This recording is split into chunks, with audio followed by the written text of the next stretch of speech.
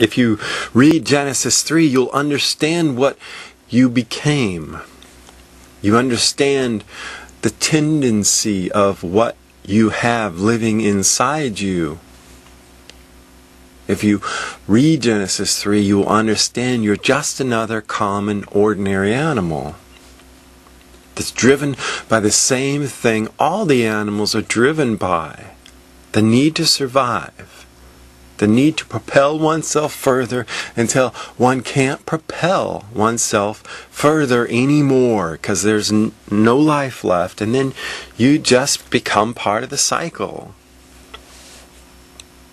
Part of the same cycle that exists everywhere.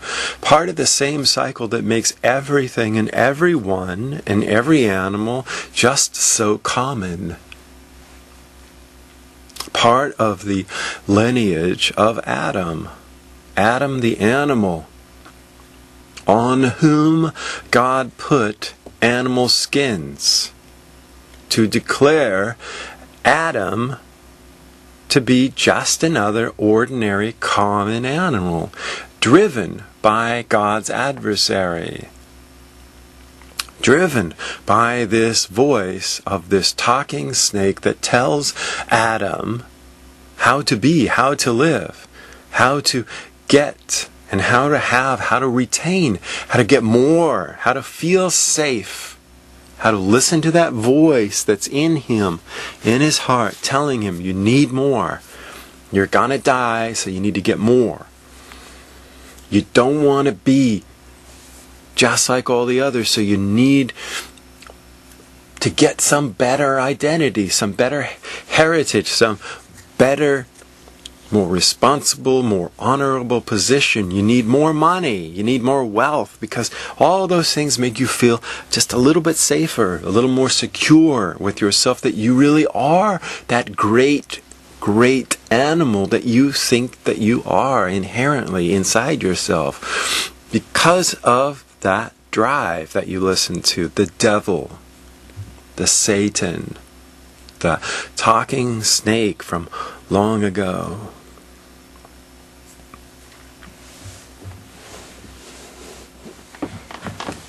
This automatic mechanism that all of the animals always listen to all the time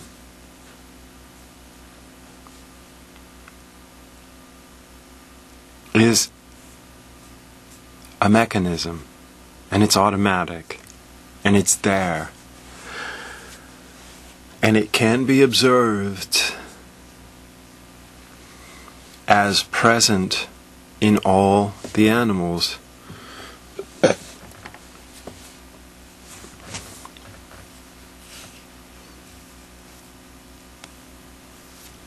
Especially the humans. Which is why it's so important, because that's what's being addressed in the formation of Israel, and God commanding them what He wanted, God telling them what He wanted them to be: a treasure amongst all the people, different priests, not ordinary common animals who are all driven by the same thing that all animals are driven by. Not the same as everything else, different, special, not driven by that automatic mechanism that's in every one of them. Not driven by that mechanism that Adam was bound to when he listened to that talking snake. The story of what the humans really are. Not a story that needs to be proved so that we can say our God is better than the other gods who don't have these words, who don't own these words like we own these words. These words are our words. We own them. We know what they say. And these words declare that we're greater, that we're better. And see, all these people, we all agree. So we can't be wrong. Israel is a metaphor.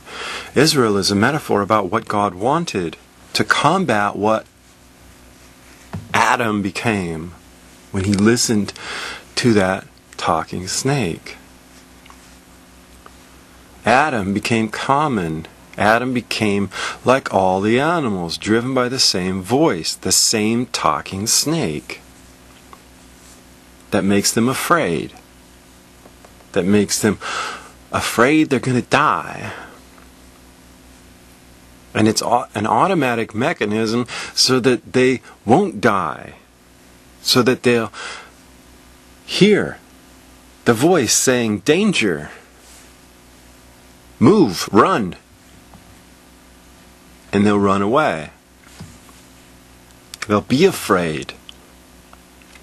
They'll be filled with fear when there is danger so that they can survive. And the propensity to survive is what marks all the animals. The humans are no different. They think that they're different than the wild animals. But the same thing is in them. When they sense something, they become afraid as well. Whether it's physical or whether it's social fears or anything else, any other kind of fear, it's all the same. And that's the point that is being made about Israel and what God wanted from them. The message about what God wanted for those He pulled out of Egypt to be for Him is that they would listen to another voice. Not the voice that's common to all the animals, but His voice. And He begins delineating what that voice is like. He wants them to be special, different. And these words start telling them how to be different. Not to just do whatever is inside you to do, like all of the other nations, peoples around you do whatever is inside them to do because they listen to that same voice. But to hear another word, my word, I want you to listen to my word instead of the word of that talking snake. And I want you to be a treasure among all those other people. And that's Israel. That's what Israel is. That's what Israel is supposed to be. That's what God made Israel for. That's why God created this nation from one man, that we're all bound together, that came from 12 guys. It's what God wanted. And here He's starting to tell them what they really are for. I didn't make you this nation and pull you out of another nation just so that you could become like the same nation that you got pulled out of. I'm not making you great so that you can compete on that same level that they all compete on, so that you can just be another nation of common animals, all driven by the same voice to continue to survive all the time. I'm pulling you out of this Egypt. You yourself saw what I did to Egypt. I bore you on the wings of eagles, and I brought you to me, not so that you could just become like all the other ones, but so that you could be a treasure to me, a particular type of people.